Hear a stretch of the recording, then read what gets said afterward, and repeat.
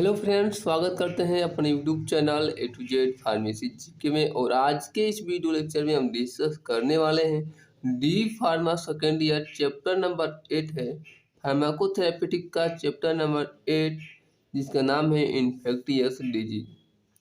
इसमें हम पढ़ने वाले हैं ट्यूबरकुलोसिस टीबी, जिसको हिंदी में क्षय रोग या तपेदिक कहते हैं। इसके बारे में इंट्रोडक्शन समझेंगे, इसका टाइप समझेंगे और etiology, non pharmacological treatment, clinical manifestation और फार्माकोलॉजिकल ट्रीटमेंट सभी के बारे में बारी बारी करके हम समझेंगे। हिंदी प्लस इंग्लिश दोनों में समझेंगे। यदि चैनल पर नए हैं तो वीडियो को लाइक कर ले, चैनल को सब्सक्राइब कर ले, ताकि आपको ऐसा ही वीडियो मिलता रहे। चलिए आज के इस वीडियो को स्टार्ट करते हैं। चैप्टर नंबर 8 का जो चैप्टर का नाम है उसका नाम है इन्फेक्टियस डिजीज। सबसे पहले हम समझेंगे कि इन्फेक्टियस डिजीज क्या होता है। इन्फेक्टियस डिजीज की डिफिनीशन हम बोल सकते हैं कि इन्फेक्टियस डिजीज एक ऐसी बीमारी होती है जिसमें एक व्यक्ति से दूसरे व्यक्ति में फैलने वाली ये बीमारी होती है। ठीक है, जैसे में हम उसमें पढ़ेंगे ट्यूबरकुलोसिस। ट्यूबरकुलोसिस क्या है, इसका इंट्रोडक्शन समझेंगे। Tuberculosis is the infectious disease.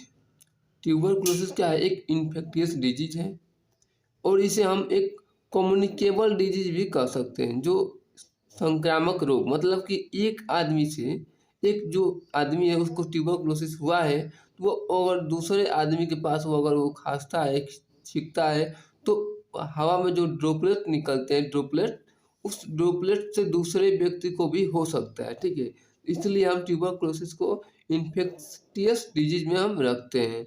तो ये क्या कह रहा है कि tuberculosis is the infectious disease primarily affecting lung. जो ये लंग्स को क्या करता है, अफेक्ट करता है। Is most common केस्ड by Mycobacterium tuberculosis. ठीक है, यह जो है माइकोबैक्टीरियम ट्यूबरकुलोसिस के कारण जो है वो टीबी होता है। ट्यूबरकुलोसिस का जो मेन कारण है वो माइकोबैक्टीरियम ट्यूबरकुलोसिस एक जीवाणु होता है, जिसके कारण जो है ये टीबी होता है। ठीक है, इट में स्प्रेड, यह फैल सकता है to any part of body के किसी भी हिस्से में यह फैल सकता है, इंक्लूडिंग, इसमें शामिल है meninges, kidney, bone and lymph node. ठीक है, टीबी जो होता है बॉडी के किसी भी हिस्से में फैल सकता है। उसके बाद लैटिन शब्द में क्या है कि ट्यूबर का मतलब होता है राउंड नोडल्स, ठीक है, या स्वेलिंग, गोल गोल गांठें। और ओसियस का मतलब होता है कंडीशन, मतलब कि एक ऐसी कंडीशन, ट्यूबरकुलोसिस एक ऐसी कंडीशन होती है जिसमें शरीर पर गोल गोल दाने हो जाती है, गांठें बन जाती है, या उसमें स्वेलिंग आ जाती है। ठीक है, ये हो गया हमारा टीबी का इंट्रोडक्शन। पेपर में आप इतना लिख देंगे तो वो बहुत काफ़ी हो जाएगा। ठीक है, अब हम समझेंगे टाइप्स।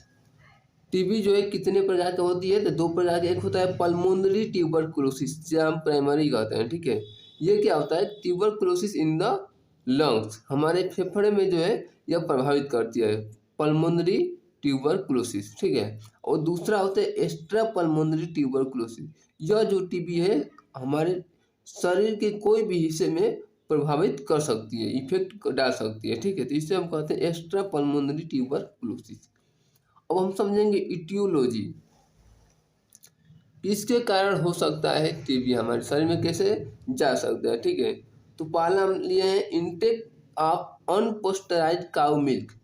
देखिए इसमें क्या कर रहा है, काऊ के मिल्क अगर आप पी रहे हैं तो काऊ के मिल्क के द्वारा भी आपको टीबी हो सकता है। अब कैसे होगा, देखिए, टीबी में also be caused by mycobacterium bovis present in the unpasteurized milk. ठीक है, एनिमल्स में जो टीबी होता है वो माइकोबैक्टीरियम बोविस के कारण होता है। अगर किसी काऊ को माइकोबैक्टीरियम बोविस हो चला गया है उसके अंदर, तो उसके दूध के मिल्क के द्वारा अब आप मिल्क में लेते हैं, उसके मिल्क में माइकोबैक्टीरियम बोविस होगा, जिसके कारण आपको भी जो है वह बीमारी हो सकता है। ठीक है, और दूसरा है droplet infection. Transmission of Mycobacterium tuberculosis occur by inhalation of the oral droplet released by an infected person। अगर कोई इन्फेक्टेड पर्सन जो है कोई जगह पर अगर वो छींकता है या खांसता है तो उसका जो ओरल ड्रॉपलेट, उसका जो ड्रॉपलेट्स है वो हवा के माध्यम से एक दूसरे व्यक्ति के अगर सांस नली में चला जाता है, सांस लेने में वो जाता है माइकोबैक्टीरियम ट्यूबरकुलोसिस, तो उसके कारण भी वो दूषित हो सकता है। ठीक है, तो यहाँ पर हमने लिखा है ड्रॉपलेट इन्फेक्शन और वाला था इनटेक ऑफ अनपेस्टराइज्ड काऊ मिल्क। ठीक है, अब हम समझेंगे पैथोजेनेसिस। पैथोजेनेसिस का मतलब होता है कि वो बीमारी हमारे शरीर में कैसे आया, कैसे फैला। सबसे पहले हम क्या समझेंगे कि पैथोजेनेसिस ट्यूबरकुलोसिस जो होता है वो शरीर सबसे पहले कैसे वो फैला। तो देखिए, entry of Mycobacterium tuberculosis, tuberculosis का एंट्री का कैसे हुआ इन बॉडी। ठीक है, and attack on immune system. मान लीजिए एक आदमी को ट्यूबरकुलोसिस हुआ है, तो अगर दूसरे व्यक्ति में फैल जाता है तो वो क्या करता है, हमारे इम्यून सिस्टम को जो है अटैक करता है। ठीक है, इम्यून सिस्टम जो हमारे शरीर में जो हमारे इम्यून सिस्टम होता है, प्रतिरक्षी तंत्र बोलते हैं उसको हिंदी में, तो वो इम्यून सिस्टम पर जो है सीधे अटैक डालता है शरीर में जाने के बाद। और वो क्या करता है, वीक इम्यून सिस्टम, हमारे इम्यून सिस्टम को क्या करता है, वो कमज़ोर कर देता है। ठीक है, तो उसके बाद देखिए, उसके बाद बैसिली इंक्रीज दियर नंबर, वो अपने नंबर को क्या करता है, बढ़ाता है, इंक्रीज करता है। उसके बाद फॉर्मेशन ऑफ ग्रेनुलोमा, जिससे ग्रेनुलोमा का फॉर्मेशन होता है, निर्माण होता है। उसके बाद formation of cavity in lungs tissue, जिससे हमारे लंग्स टिश्यू को क्या करता है, इफेक्ट डालता है। और उसके बाद इन्फेक्टेड पर्सन शो सिम्टम्स, जिससे क्या होता है, वो लंग्स में जाने के बाद हमारे शरीर में जो जिस व्यक्ति को जो क्या होता है इन्फेक्टेड कर देता है, उसके बाद उसके शरीर में कुछ सिम्टम्स आने लगता है। ठीक है, उसको वही हम बोलते हैं प्राइमरी ट्यूबरकुलोसिस टीबी। ठीक है, तो इसके बाद सिम्टम्स क्या शो करेगा, जिसको हम बोलते हैं क्लिनिकल मैनिफेस्टेशन, जिसको हम सिम्टम बोलेंगे। पेपर में आपसे क्लिनिकल मैनिफेस्टेशन के पूछता है, तो सिम्टम्स कैसे शो करेगा, तो शॉर्टनेस ऑफ ब्रेथ, पहला सिम्टम्स है शॉर्टनेस ऑफ ब्रेथ, सांस लेने में दिक्कत आने लगती है। फीवर, बुखार हो जाता है। चेस्ट पेन, सीने में दर्द होगा। लॉन्ग टर्म कफ, ठीक है, लंबे समय से उसको खांसी होने लगेगा, खांसी जल्दी ठीक नहीं होता है। ठीक है, कभी कभी खांसी में जो है ब्लड आने लगता है। वेट लॉस, कभी कभी किसी किसी इंसान में जिसका शरीर का जो वजन घटने लगता है। फैटिक मतलब थकान होने लगता है। और ब्लड कफ, ठीक है, खांसी में जो है खून आता है, ईटीसी, मतलब बहुत से और भी कारण हो सकते हैं। ठीक है, लक्षण हो सकते हैं और भी, हमने इतना लिख दिया है। ठीक है, तो ये हो गया हमारा क्लिनिकल मैनिफेस्टेशन, लक्षण। अब हम कैसे उसको ट्रीट करेंगे, तो नॉन फार्माकोलॉजिकल मैनेजमेंट अब हम देखेंगे। टीबी फैलने के बाद उसका हम सिम्टम्स समझेंगे। सिम्टम्स समझने के बाद हम समझ लेंगे उसके बाद उसको कैसे ट्रीट करेंगे। तो पहला होता है नॉन फार्माकोलॉजिकल मैनेजमेंट, मतलब बिना दवा के कैसे उसको ट्रीट कर सकते हैं। इसमें पहला हमने लिखा है प्रॉपर न्यूट्रिशन, उसको जो है हम प्रॉपर न्यूट्रिशन, पूरी भरपूर मात्रा में उसको न्यूट्रिशन देंगे।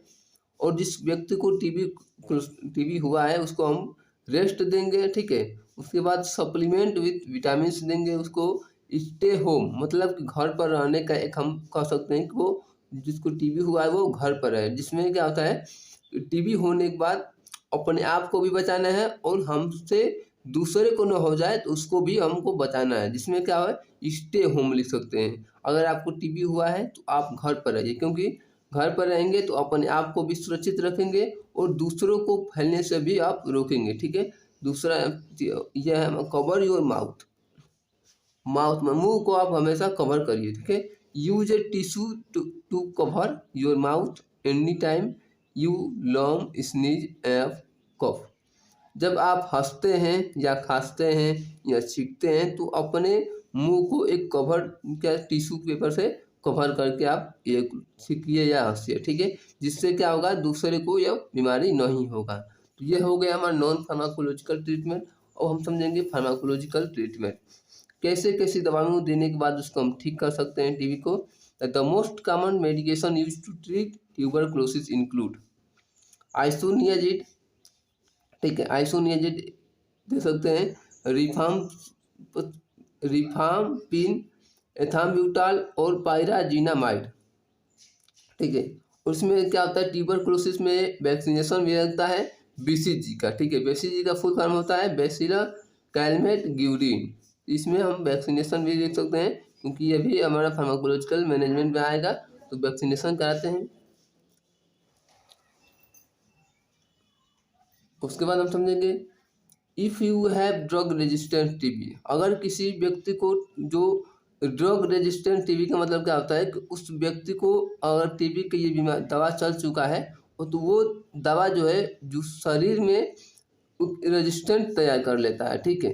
कोई भी अगर दवा खाते हैं, आप लगातार खाएंगे तो वो दवा के प्रति शरीर अपना एक रेजिस्टेंट तैयार कर लेता है, जिसको क्या होता है कि उस दवा को अगर आप लगातार खाएंगे तो वो शरीर जब रेजिस्टेंट तैयार कर लेगा तो वो दवा हमारे शरीर पर काम करना बंद कर देता है, ठीक है। उसमें क्या होता है कि अगर आपका शरीर जो है उस दवा के प्रति टीबी उस दवा के प्रति जो है टीबी रेजिस्टेंट तैयार कर लेता है तो उसमें क्या होगा, एक कॉम्बिनेशन ऑफ एंटीबायोटिक्स, ठीक, एक कॉम्बिनेशन देते हैं एंटीबायोटिक्स का जिसका नाम है fluoroquinolone and injectable medication. Injection के रूप में क्या देते हैं, सच है एमिकासिन और कैप्रोमाइसिन। अमिकासिन देते हैं या कैप्रोमाइसिन देते हैं। और generally use for 20 to 30 month, 20 या 30 मंथ तक उसको जनरली चलाते हैं, ठीक है। सम टाइप्स ऑफ टीबी, कुछ प्रकार के TB are developing resistant to this medication as well. Some drug might be added to therapy to counter drug resistant including. जब उस दवा के प्रति जब वो अपना रेजिस्टेंट तैयार कर लेगा तो उस दवा के को तोड़ने के लिए उस दवा से अधिक काम करने के लिए उस दवा को क्या क्या दवा देंगे, तो बीटा क्यूलिन और लिनोजोलाइड, ठीक है, ये हमारा मेडिसिन देते हैं। और इस मेडिसिन देने के बाद कुछ इसका साइड इफेक्ट भी होता है, उसको भी हम जान लेते हैं। मेडिकेशन साइड इफेक्ट्स, टीबी का जो मेडिसिन चलता है उसका साइड इफेक्ट भी हो सकता है। अगर इस साइड इफेक्ट में कोई भी साइड इफेक्ट मिलता है तो वो अपने डॉक्टर से संपर्क करना चाहिए, ठीक है। तो उसमें पहला है nausea and vomiting, loss of appetite, ठीक है, भूख में कमी हो जाती है। Yellow colour to your skin, हमारे उसका शरीर जो क्या होता है एक पीला हो जाता है, जैसे हम जॉन्डिस या पीलिया बोल सकते हैं, ठीक है। डार्क यूरिन डार्क हो जाता है, ईजिव बर्जिंग आर ब्लीडिंग, ठीक है। और ब्लड विजन, आंखें से धुंधली दृष्टि हो जाती है, ठीक है। तो ये हमारा मेडिकेशन साइड इफेक्ट हुआ। यह हमारा आज चैप्टर नंबर 8 का ट्यूबरक्लोसिस कंप्लीट हुआ। यदि वीडियो पसंद आया हो तो वीडियो को लाइक करिए, चैनल को सब्सक्राइब करिए। मिलते हैं नेक्स्ट वीडियो में, तब तक के लिए धन्यवाद।